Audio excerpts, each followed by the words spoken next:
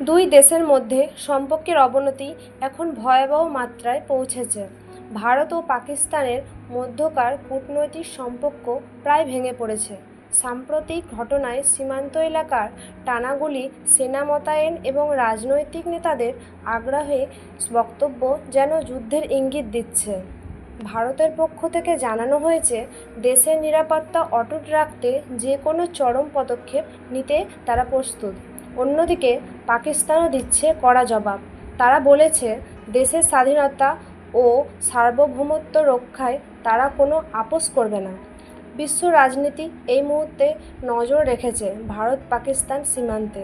জাতিসংঘ এবং আন্তর্জাতিক সংগঠনগুলো বারবার উভয় পক্ষকে সংযমের আহ্বান জানালেও পরিস্থিতি এখন এতটাই উত্তপ্ত যে কোনো মুহূর্তে শুরু হয়ে যেতে পারে যুদ্ধ।